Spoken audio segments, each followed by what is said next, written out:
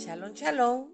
Bienvenidos al Cuaderno de Adi, un espacio donde compartiré contigo reflexiones bíblicas, pero sobre todo un espacio para que juntos proclamemos la palabra de Yahvé. Empezamos.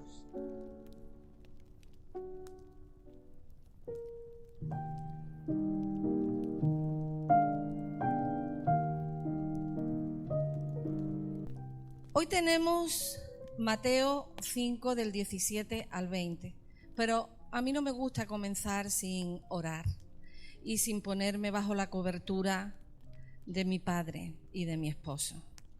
Pues Padre, en esta noche queremos entregarte este tiempo. Queremos bendecir tu nombre, Yahvé, porque tú eres bueno. Señor, y yo como mujer, en este momento me pongo bajo tu cobertura, Padre, para que tú dirijas mi boca, mi corazón y mis pensamientos, Señor. Haz que yo desaparezca y llévate tú la gloria, que tu voz se pueda oír, que tu palabra pueda llegar a cada corazón, Señor. Y también como mujer me pongo bajo la cobertura de la autoridad que tú has delegado para mi vida, la de mi esposo Pedro.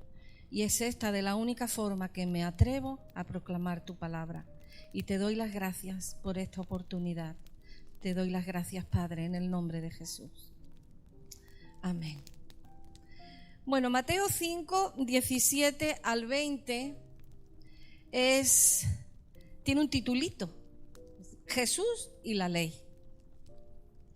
Y vamos a empezar a hablar. Primero quiero comentaros un tema sobre la proyección didáctica de Jesús.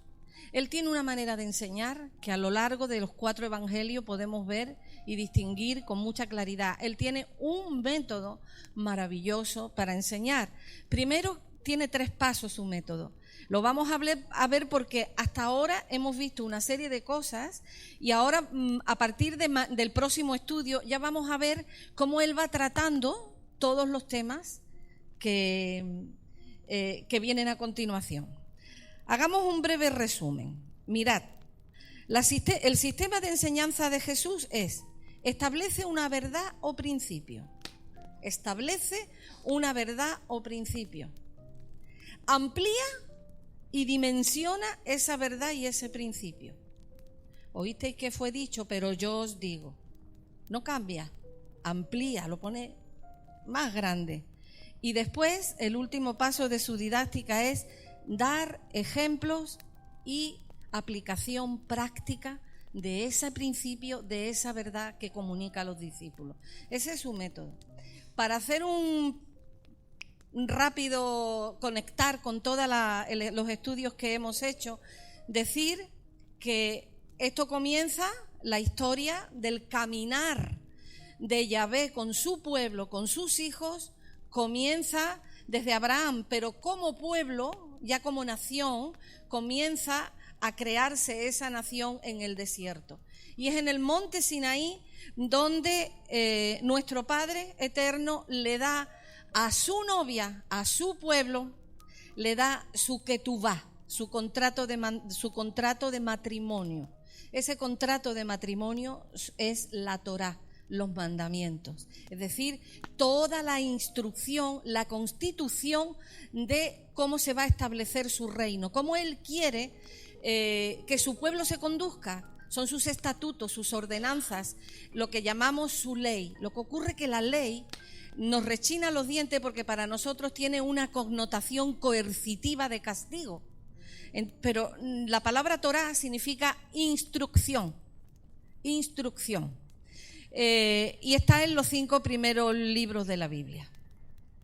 Bien, seguimos y esa instrucción, ya sabemos que el pueblo se porta bastante mal y últimamente pues ya viene en carne el mismo Dios en Jesucristo. Y ahora Él viene y retoma y empieza a ampliar la palabra de Yahvé dada en el monte Sinaí, como vamos a ver en el Sermón del Monte, que es lo que estamos estudiando en Mateo 5, 6 y 7, es el Sermón del Monte completo, que comienza con las bienaventuranzas, donde él instruye personalmente a sus discípulos sobre qué actitudes y qué conducta se debe tener para conducirse en el reino. No solo la Constitución y los estatutos y las normas, sino ahora la actitud del corazón. Mansedumbre, humildad, todo lo que vimos, ¿vale? Y luego vimos que inmediatamente después de eso, él empieza a hablar de ser luz y sal. Y antes de empezar a explicar y a desmenuzar su enseñanza, su evangelio, la proclamación de la palabra, ya va a aclarar cuál es su postura con respecto a la ley dada en el monte Sinaí.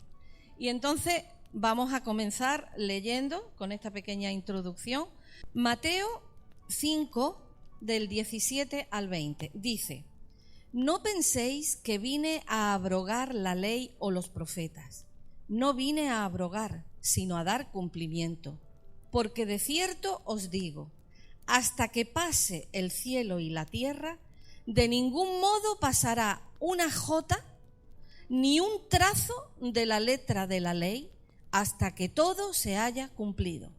Por tanto, cualquiera que suprima uno solo de estos mandamientos más pequeños y así enseñe a los hombres, muy pequeño será llamado en el reino de los cielos. Pero cualquiera que los practique y enseñe, éste será llamado grande en el reino de los cielos. Porque os digo que si vuestra justicia no fuera mayor que la de los escribas y fariseos, de ningún modo entraréis en el reino de los cielos. Vamos a empezar desmenuzando esto porque de verdad que es buenísimo. Vamos a coger el primer versículo y vamos a empezar a desmenuzarlo. No, el 17 dice: no penséis que vine a abrogar la ley o los profetas. No vine a abrogar, sino a dar cumplimiento. Y tenemos que irnos a las palabras y a su significado. Porque si no entendemos con claridad el significado, la proyección de las palabras, nos perdemos qué se nos está diciendo y cuál es la ordenanza. Entonces, ley. Primero vamos a ver, ¿qué es ley? Ley es regla o norma establecida por una autoridad superior que permite regular la conducta humana de acuerdo a la justicia. Eso es la ley. Es una orden o reglamento dado por una persona, una jerarquía superior para regular, de acuerdo a la justicia, la conducta de unos con otros. ¿Es preciosa esa definición? Pues eso es la ley, hermano. Ahora, viene del latín, y aquí ya vamos ampliando el cuadro. Viene del latín lex legis, de la raíz original del verbo ligare, y significa ligar. ¿Pero ligar en qué sentido? Unir en el sentido de una persona a un deber o responsabilidad. Es decir, la ley une la persona a un deber o responsabilidad. Y en hebreo, la palabra ley es Torah, significa Torah. Y Torah es instrucción, orden, ley, regla, principio y mandamiento. Entonces, ya tenemos claro lo que es la ley, ¿sí o no? Y esto comprende toda la instrucción que fue dada en el monte Sinaí. Hasta ahí vamos, ¿no? Ahora, dice: no penséis que vine a abrogar la ley. ¿Qué es abrogar? ¿Qué quiere decir abrogar? Viene del griego katalúo. Katalúo significa destruir, demoler, cancelar. Él dice que él no ha venido ni a destruir, ni a demoler, ni a cancelar la ley. ¿Vale? Y ahora vemos que es cumplir. Dice, sino a dar cumplimiento. No he venido a abrogar la ley, ni los profetas, no vine a abrogar, sino a dar cumplimiento. ¿Qué es cumplir?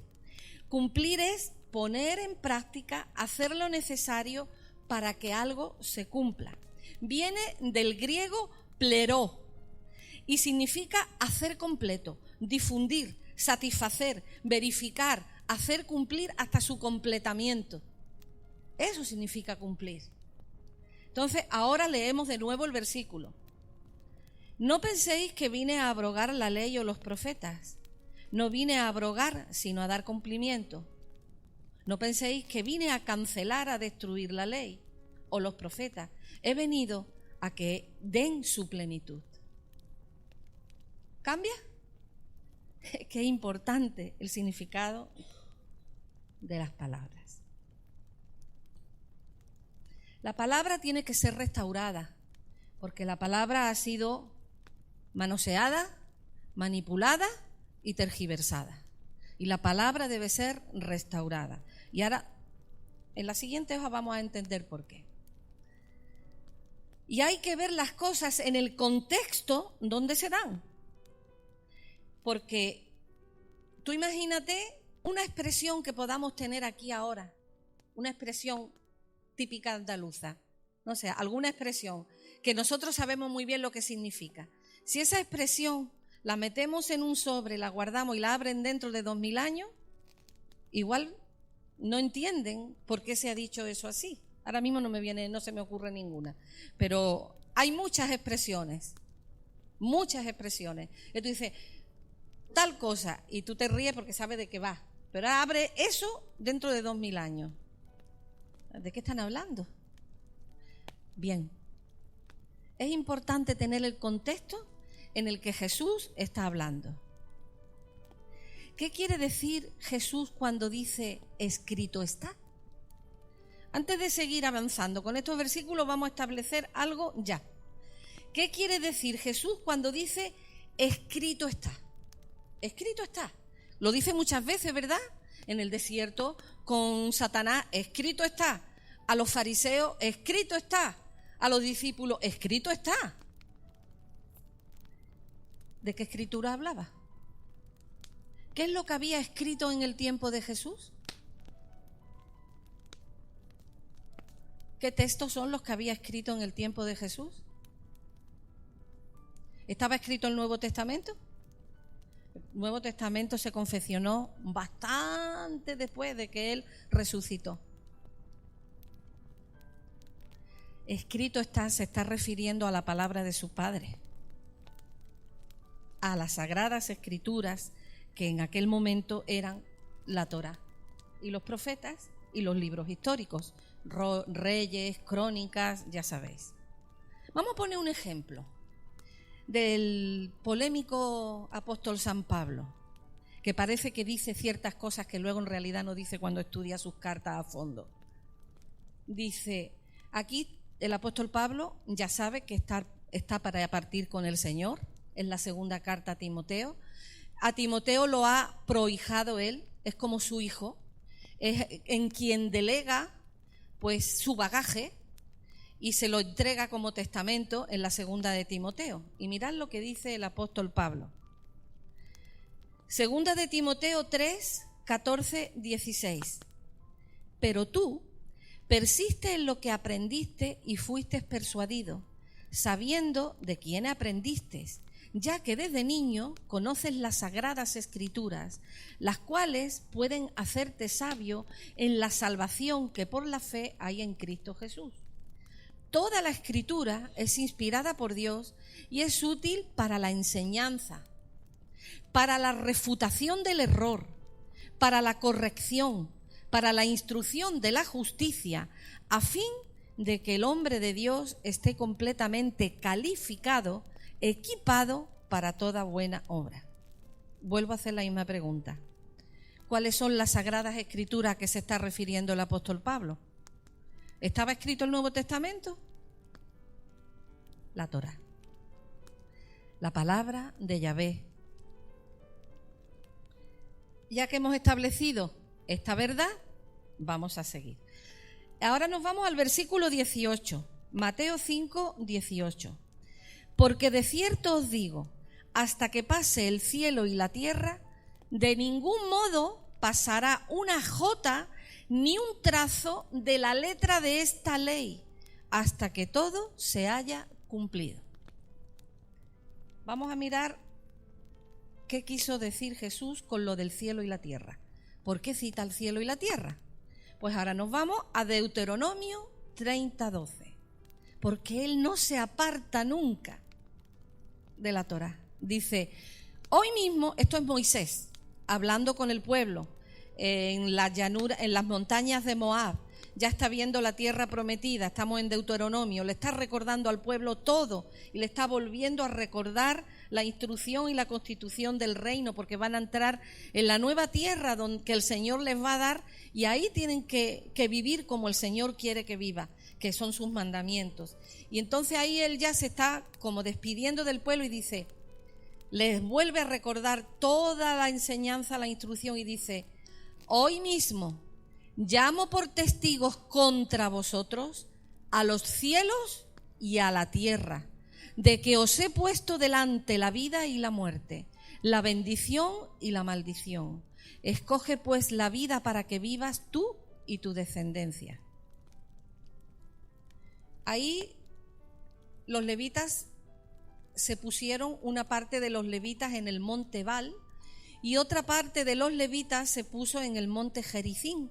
Son dos montes que hay a la entrada de la tierra prometida.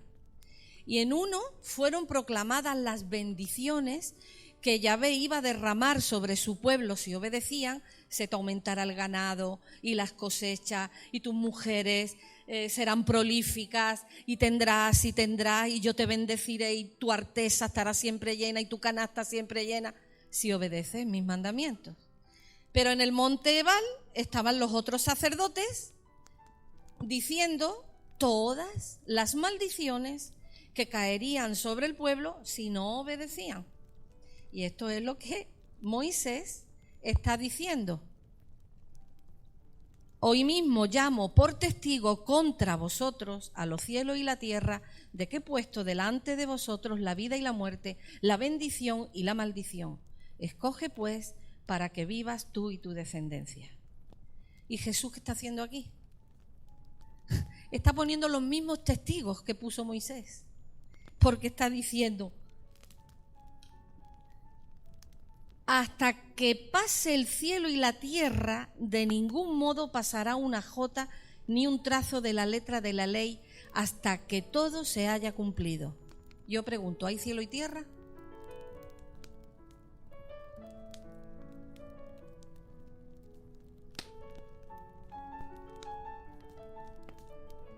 Y ahora vamos a hablar, yo sé que hay aquí un chico que le encanta esto, no lo veo ahora, pero sé que le encanta esto.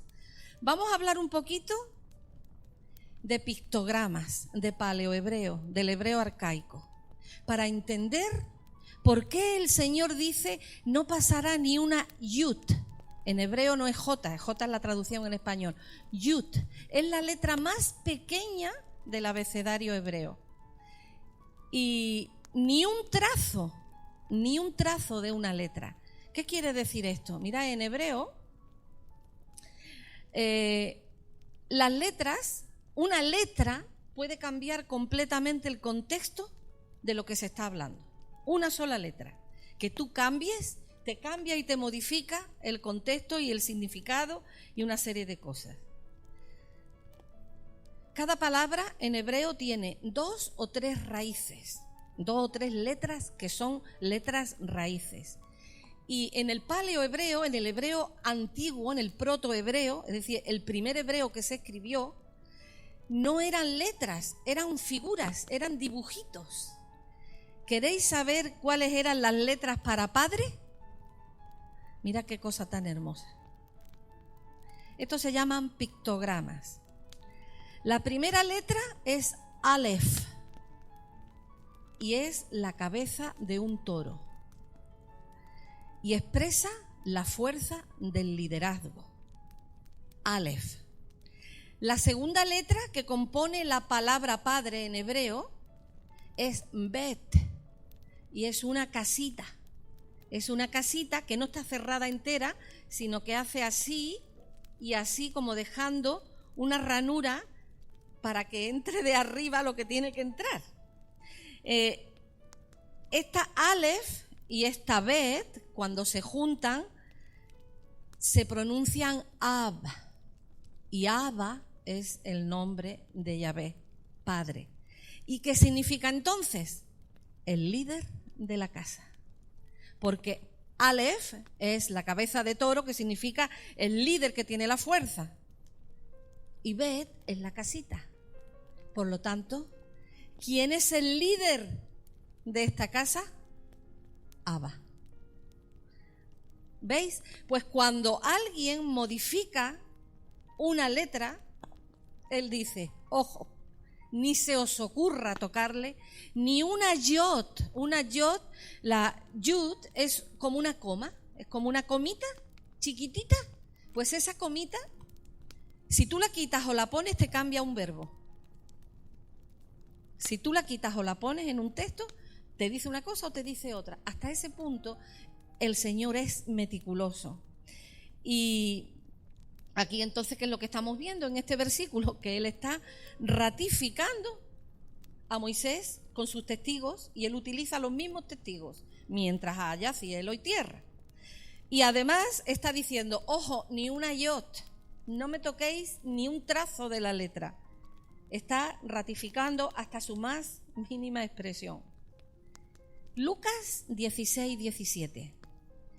Pero es más fácil que el cielo y la tierra desaparezcan a que caiga un trazo de la letra de la ley. Estas son palabras de Jesús, no es Deuteronomio, es Lucas 16, 17. Pero es más fácil que el cielo y la tierra desaparezcan a que caiga un trazo de la letra de la ley. Quiere decir, la Torá permanecerá mientras haya cielo y tierra, y yo digo, incluso después. Porque el Señor mismo dice en Mateo 34 y 25, solo estoy citando, leyendo las palabras de Jesús, El cielo y la tierra pasarán, pero mis palabras no pasarán. Sus palabras. ¿Y quién es Él? El verbo de Yahvé hecho carne. ¿Y el verbo de Yahvé qué es? Su palabra.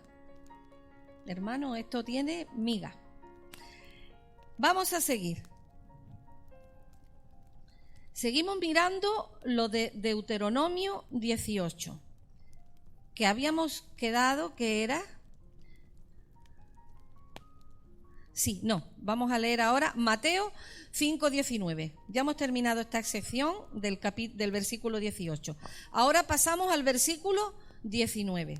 Por tanto, cualquiera que suprima uno solo de estos mandamientos más pequeños y así enseñe a los hombres, muy pequeño será llamado en el reino de los cielos, pero cualquiera que los practique y enseñe, éste será llamado grande en el reino de los cielos.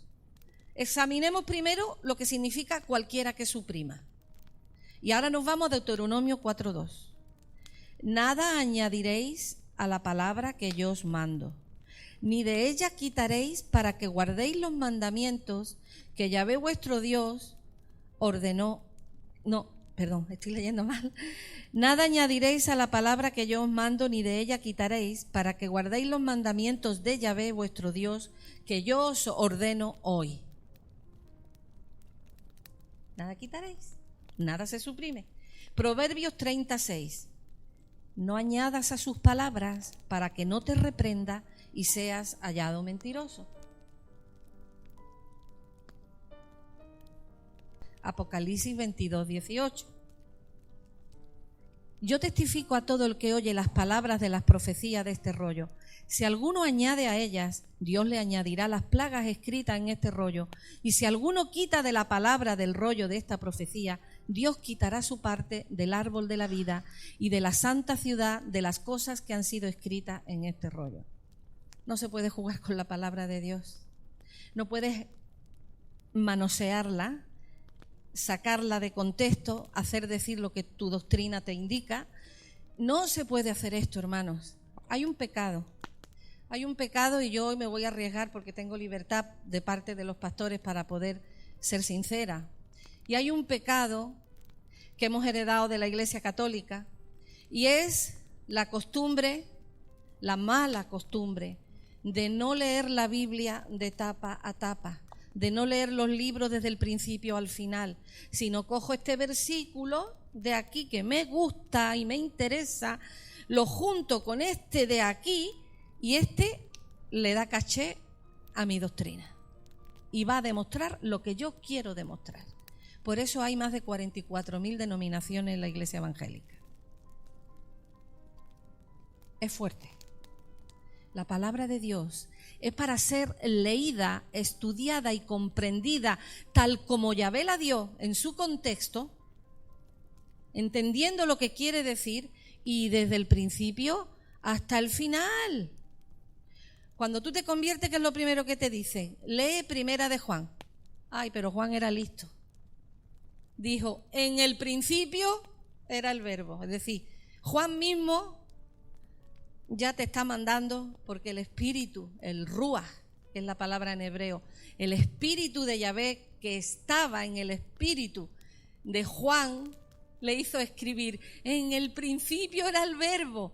Entonces hay que tener un poco de 2 dedos de luz y decir, hombre, me han dicho que lea la primera carta de Juan y este me está mandando al principio del libro, será por algo. Esto hay que dejarlo muy claro, muy claro. Que no se puede añadir ni quitar nada a la palabra de Dios. Ahora vamos a hacer otra pregunta. A mí me gustan las preguntas. ¿Por qué ese empeño de Jesús por ratificar la ley cuando supuestamente todo el mundo estaba pendiente de la ley en aquella época? Y los sacrificios y el templo y los levitas. ¿Por qué? ¿Cuál era el ambiente religioso de la época?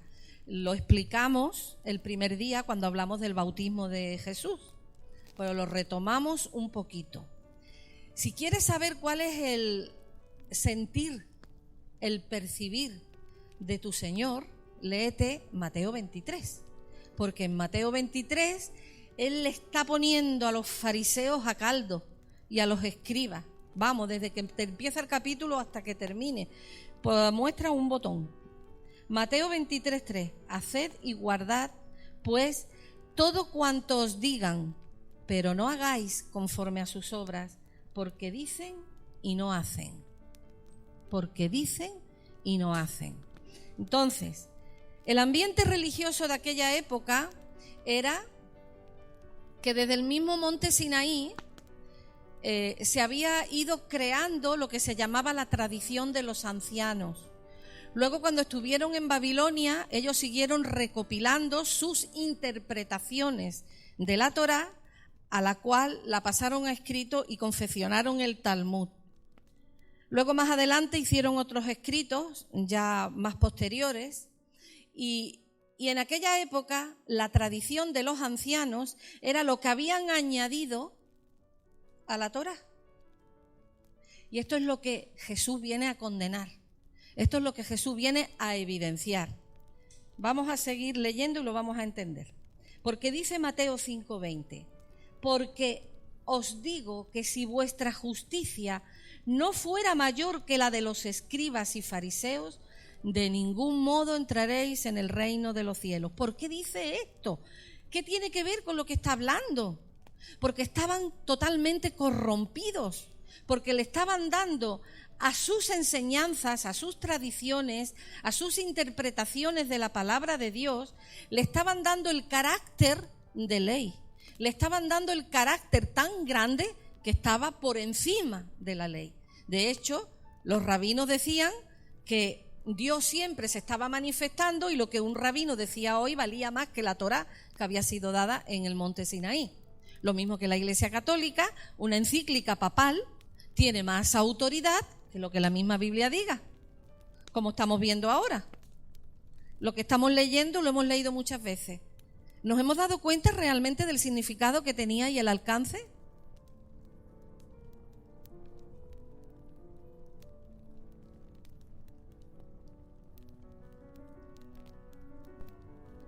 Vamos a seguir. Pero yo os digo que si vuestra justicia no fuera mayor que la de los escribas y fariseos, de ningún modo entraréis en el reino de los cielos. Y esto que estamos hablando ahora está relacionado con lo que hemos dicho, cualquiera que los practique y enseñe. Porque los escribas y fariseos, ellos tenían a gala de que ellos eran los instructores, los maestros. Se llamaban rabinos, maestros.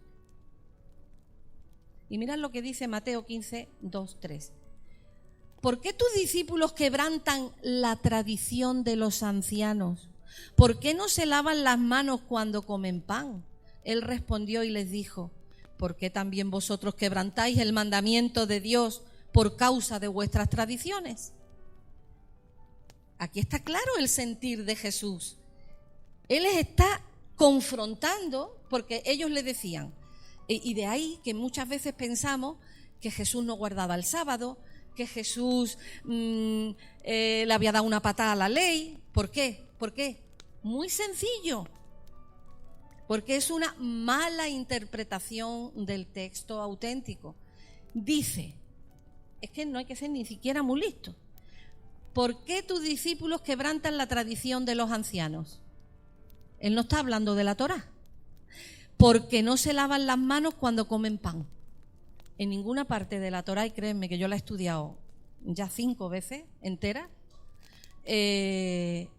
no hay ninguna instrucción acerca de lavarse las manos antes de comer. ¿Y por qué tú sanas en el sábado? No hay ni una instrucción en la Torá acerca de que no se pueda sanar en sábado. Todo lo contrario. La Torá dice, si el asno de tu vecino se cae a una zanja, ve y ayúdalo. Eran las tradiciones de hombre, lo que él iba en contra. Y esta manipulación que ha habido religiosa durante mucho tiempo, por esa mala interpretación de las cartas del apóstol Pablo, nos han hecho ver un Jesús que ha abolido la ley. Y como hemos visto, para nada. Para nada. Los textos, su boca lo habla. Gloria al Señor por su palabra y por haberlo dejado tan claro, a pesar de que se nos ha oscurecido el entendimiento tras siglos de religión. Seguimos. Él les dice, así que todo cuanto queráis que os hagan los hombres, le está diciendo a los escribas y a los fariseos, así también hacedle vosotros. Porque esta es la ley y los profetas. Es decir, él vuelve a poner por delante la ley y los profetas. Y ahora vámonos a Apocalipsis para cerrar esta porción. Apocalipsis 22:14. Bienaventurados los que lavan sus ropas para tener derecho al árbol de la vida y entrar en la ciudad por las puertas. ¿Y qué tiene que ver esto con los mandamientos? Porque lavar las ropas es una figura de guardar los mandamientos.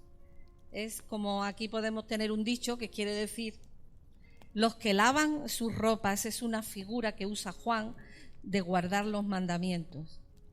Aparte que la palabra así lo dice, vosotros estáis limpios por la palabra. Y ya estamos llegando a la parte final. Estamos llegando a la parte final. Luego vamos a hacer un breve resumen ya todos leyendo los versículos. Pero vamos a seguir desmenuzando y nos vamos a contestar esta pregunta.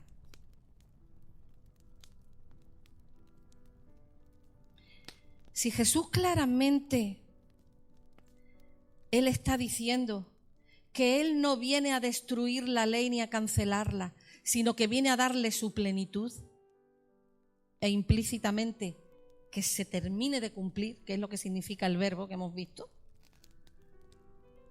¿Por qué pensamos que Jesús no cumplía los mandamientos? Por esto. Porque vemos que en los evangelios hay un montón de acusaciones de los fariseos contra Jesús. Y tú no te lavas las manos, y tú no esto, y tú no otro. ¿Y por qué curas en sábado? Y parece como que él no cumplía la ley. No, él cumplía escrupulosamente la Torá. Quienes las estaban infringiendo eran ellos, dice.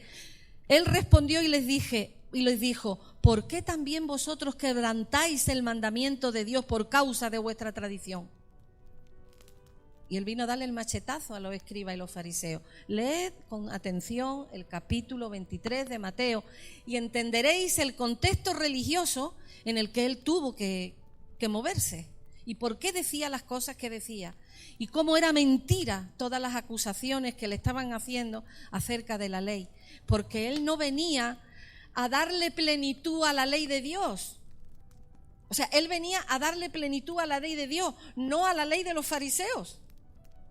Por eso se ofendieron tanto cuando en el madero estaba la palabra Yahvé, que significa Jesús Nazareno, Rey de los judíos. ¿Sabéis qué es la letra que resaltaba? Yahvé. Ellos no podían pensar que el que estaba allí era su Yahvé. Y por eso querían que le quitara. Dile a Pilatos que quite el letrero. Él vino contra el orden religioso, que llamaban y siguen llamando ley, pero que no es necesariamente la ley, la Torá, que son las que tenemos aquí, ¿vale? Entonces hay una ley de Dios, Torá, los 5 primeros libros de la Biblia, y un Talmud del judaísmo, que es una ellos también guardan la Torá, pero de una manera tan, dice, ¿por qué os atáis tantas cargas? Es que era horroroso. Es que es horroroso, se tienen que lavar las manos no sé cuánto, los vasijas no sé qué. O sea, son una cantidad de cosas. Hay una ley que dice, no cocinarás el cabrito con su madre. Significa que no, en la leche de la madre no cocines el cabrito. ¿Sabéis lo que ha hecho el judaísmo? Tienen 2 cocinas, 2 neveras.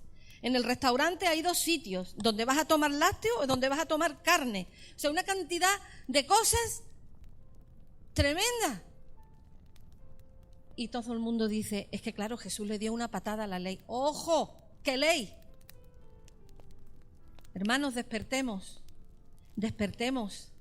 que las fiestas del Eterno siguen vigentes, que su día de reposo sigue vigente, que la Iglesia Católica, con Constantino en el año 338, en el Concilio de Nicea, para desjudaizar a Cristo de sus raíces, dijo que no el día de... ¡Caramba! Tú lees los 10 mandamientos, ¿dónde está el sábado? Lo han cambiado. Ahora es el domingo. ¿Por qué? Porque Constantino era un adorador de Mitra, era adorador del mitraísmo. Y muchas cosas, hermanos, muchas cosas que hemos heredado inconscientemente en nuestra religiosidad, pues tenemos que empezar a quitarnos de la vista y ver que el tiempo se acerca, que el Señor está a las puertas, que tenemos que entender realmente qué es lo que Él quiere de nosotros, porque Él dice, pero si yo lo que quiero es que me entendáis, que me conozcáis, que me obedezcáis. Es un texto favorito de Pedro. Yo soy Yahvé tu Dios, conóceme. Dejaros de doctrinas de hombre, no de los judíos ya. Ellos están ahí, pero y todo lo que se ha formado a partir del cristianismo, desligando a Jesús el Cristo, a Yeshua el Mesías, de su raíz, el antisemitismo pululante que ha habido siempre. Ahora estábamos orando por España y yo siempre oro por España, digo, me acuerdo de este versículo que dice, bendeciré a quien te bendiga y maldeciré a quien te maldiga. ¿Cuántas veces se maldice a Israel? El Señor tiene sus ojos en su pueblo. Aquí hubo una cosa que se llamó la Inquisición, donde quemaron, mataron, mi próxima novela va de eso, a un montón de judíos por el hecho de ser judíos. Ellos tenían su miga, pero anda que los otros, o sea, religión. Y dice el Señor, volveos a mí. Hay un pasaje que cada vez que lo leo me derrito. Volveos a mí, oh Efraín, torta no volteada. Te he azotado, te he reñido, pero nunca te dejaré. Hermanos, se está acercando el tiempo de que, si los pastores me lo permiten, voy a explicar un día, vamos a hacer un paréntesis en este estudio de las letras rojas, de qué decía Jesús, porque así estamos acercándonos a Él de una manera real, tal con sus palabras, no con las mías, porque son sus palabras las que estoy leyendo. Pero quisiera compartir con vosotros una enseñanza que a mí me gusta decir, las 2 casas. Explicar quiénes son las ovejas perdidas de la casa de Israel. ¿Quién es Efraín? ¿Quién es Israel? ¿Quién es Judá? ¿Y qué es el palo de Ezequiel? ¿Y qué es el olivo de Romanos? cuando averigüemos cuál es nuestra verdadera identidad, por los que vino Él, nuestra perspectiva va a cambiar. Hace 4 años y medio, cuando yo vi eso y vi quién era yo realmente y entendí mi identidad, la Biblia se me abrió. Lo que no había entendido, ya no vi fisuras. Mi Biblia no tiene una hoja en medio que separa el Antiguo y el Nuevo Testamento. Es lo mismo. Es lo mismo. Es que viene Jesús, el Dios vivo, el que fue el ángel de Yahvé, viene en carne a por su novia, a por su esposa, a abolir la maldición de la ley, no la ley. La maldición, que es muy diferente.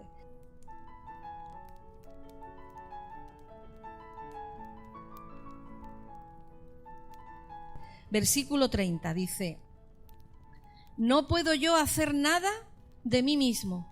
Según oigo, juzgo, y mi juicio es justo, porque no busco mi voluntad, sino la voluntad de mi Padre.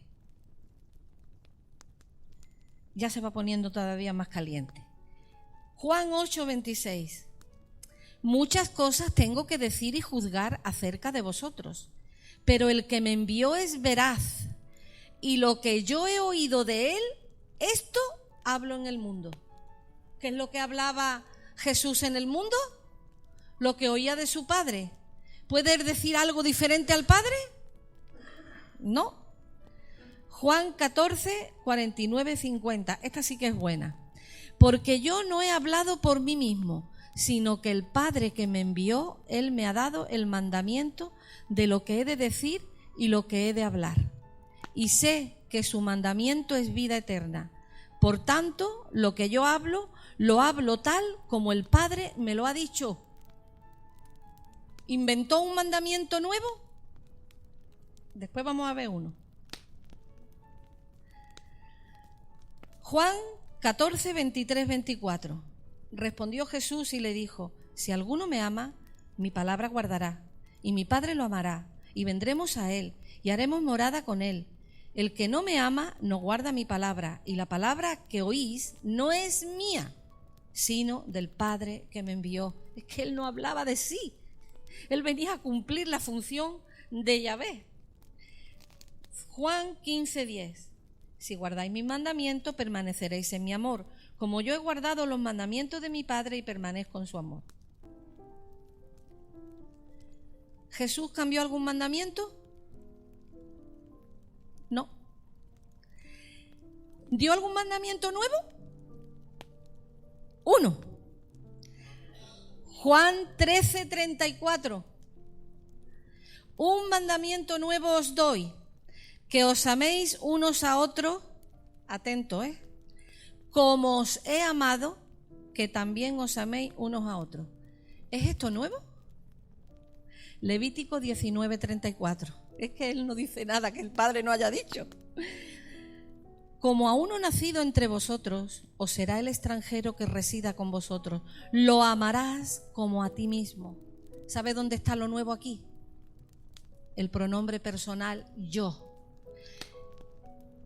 Un mandamiento nuevo os doy, que os améis unos a otros como, ahí es donde está lo nuevo, como yo. Porque por primera vez Dios se acerca al hombre y está mostrando dónde tiene que poner luego el pie. Él va dejando las huellas. Como yo os amo.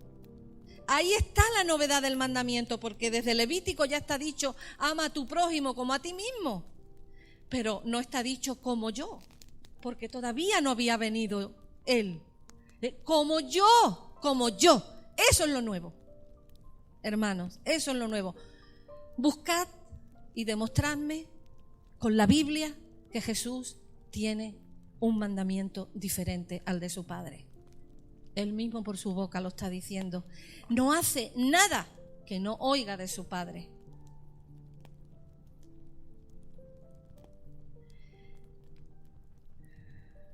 Él viene a renovar el pacto. Por eso el Nuevo Testamento también se llama pacto renovado.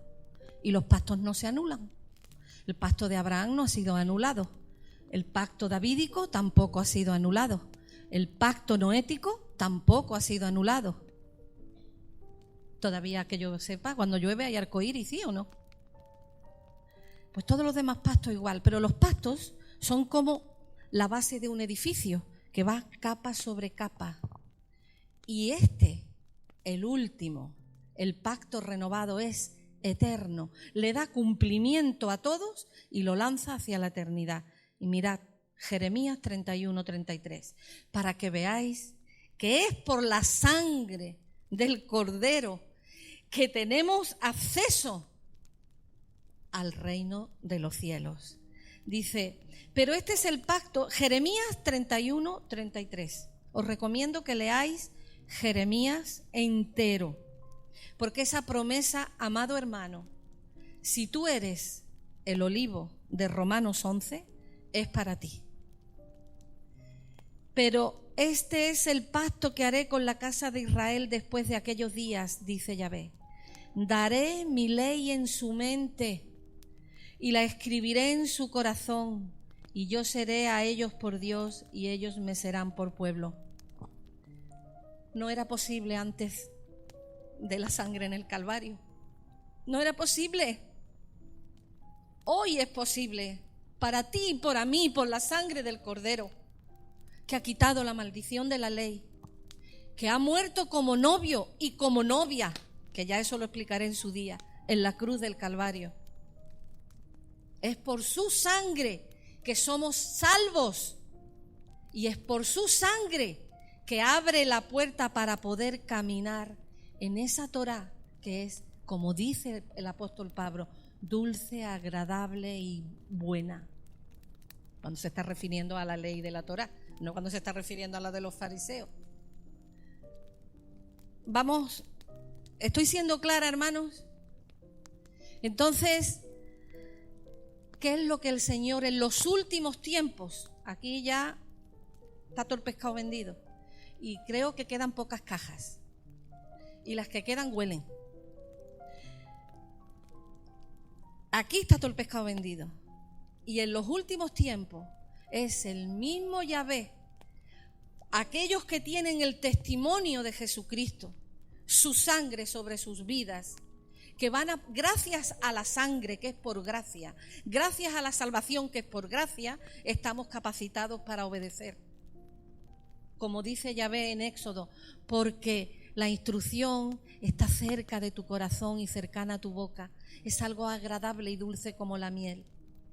Claro, no la ley de los judíos, porque eso esa carga pesada no hay quien la lleve. Hermanos, acabo con esto. Se nos ha dicho que la letra mata y el espíritu vivifica. Pero yo os digo, esto que voy a decir ahora es mío. Me podéis acusar por esto. Lo demás es todo leído de la palabra. Pero yo os digo, la letra no practicada mata el mandamiento. La letra mata si no practicas el mandamiento. La letra es muerta cuando la lees y no la vives. Es letra muerta. Te puedes tirar 30 años calentando el sillón en tu congregación y leerte la Biblia de pe a pa, pero si no lo llevas a vida, eso es letra muerta.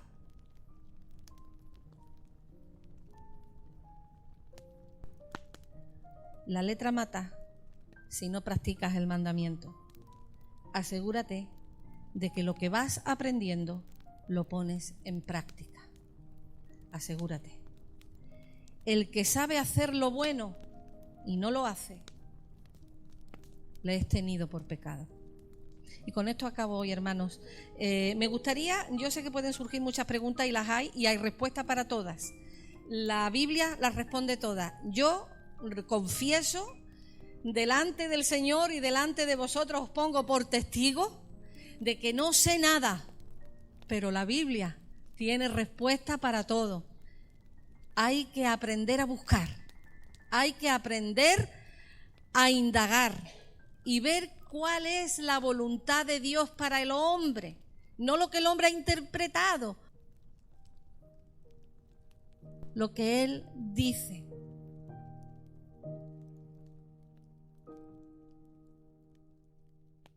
Espero que nos encontremos de nuevo muy prontito en el cuaderno de Adi. Shalom, shalom.